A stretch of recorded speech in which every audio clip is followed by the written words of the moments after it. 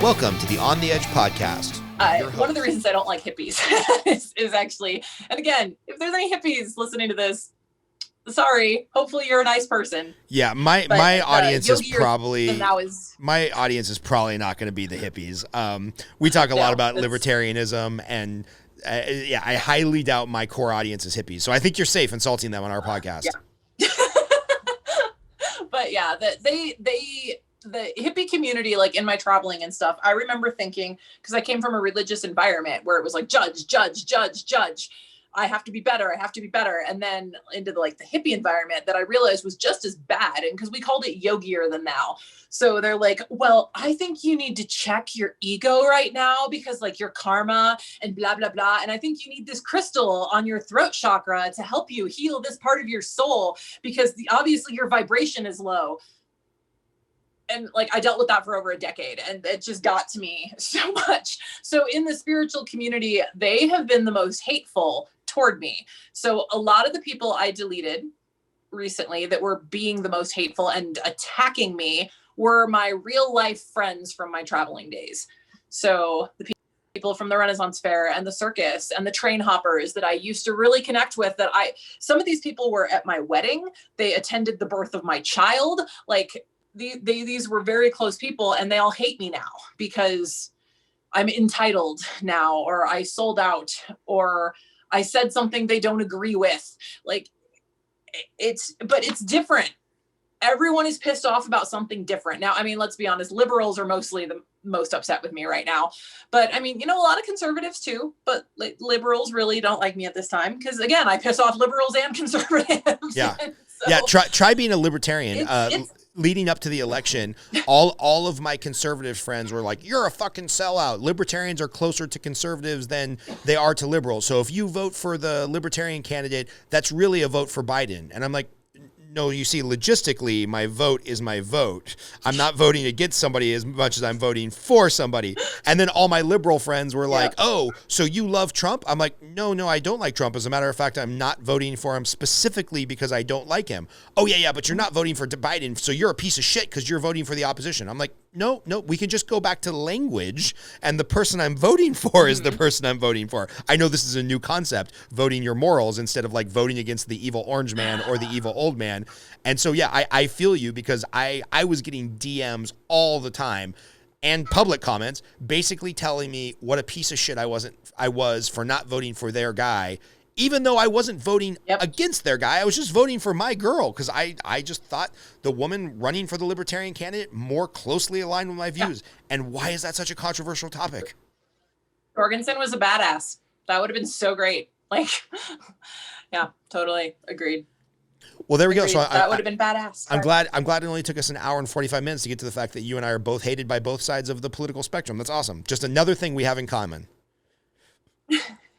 Yep. It's definitely, the struggle is real and they don't hesitate to fill my inbox. Or the best is when I get death threats or, cause my daughter and I both got COVID-19 twice. And so getting all the inbox messages of how they wish we'd died from it. I'm a terrible influence on my child. I just people are so mean on the internet, and honestly my family they're just as mean not on the internet. So it's been an interesting adventure of okay, brush it off, I'm gonna keep going. Oh, I'm down. Okay, get up, I'm gonna keep going. And that's just kind of my life. Get up and keep going. Ignore everyone as best you can. Do your thing. I love it. I think that's the way to end a podcast, man, with some sage wisdom from Qat Wanders. So what I'm going to do is I'm going to make sure Chris gets all the links and pen names and all the stuff that you're comfortable sharing publicly. And by the way, if you have turned into a fan of Qat, if you've turned into a big fan of Qat, you can do some internet sleuthing and see all the stuff that we weren't willing to talk about and all the pen names that she writes stuff under that you can't find easily on Amazon. And that'll be an interesting thought experiment for some people that fell in love with you during this, couple hours. I always like to ask this last question of, what did I forget to ask, right? What's the question that you wish, because I know you do a lot of these podcasts, you speak on stage, you're pretty public on social media with your persona. What's the question you wish people would ask you or that I forgot to ask?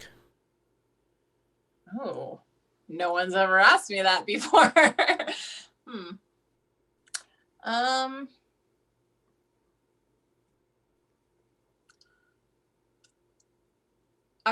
would say, as far as how can others make sure that like they're doing what they really want to, this, because that's something that the business world's hard. And like what I did is, like, people say I'm an anomaly. Like one of my interviews with Chandler is he was using my testimonial to plug something he was doing, and he said, results aren't typical, just so you know, Kat's amazing. I'm like, I have always been one of those people who sets out and does what I set out to do. I call them, that's why I like unicorns so much. It's rare that people do that. So I'd say like what other people can actually take from my journey is that I have worked myself into the ground to do this. So it's not all bells and whistles. Like all these people who hate me now because I'm so-called entitled and everything's great. I mean, it's not. Like my life is just as screwed up as yours is. Whoever's listening to this, if you think you're screwed up, I can guarantee you I'm just as screwed up, if not more so. So just, it's different for everyone. Like if you're listening to something like this, you're probably a little more inclined to realize that there's just a ton of information out there and you have to choose what you fill your head with. And you can also take away certain amounts of things from lots of different sources. Like I went on all these online courses and all sorts of stuff and tried to take it all in. And yeah, it's all useful, but that doesn't mean you should be doing it all. So try not to do too much is really, that's like the best advice I can give. And that's what, yeah, if you were to ask me what advice would you give to someone that to not end up this way, but also to end up doing all the cool stuff you did too. I did all that stuff because I wanted to, and I went out and did it, and I wouldn't take no for an answer, and I made a lot of sacrifices. It's just important not to take on too much because I still do it. I love it.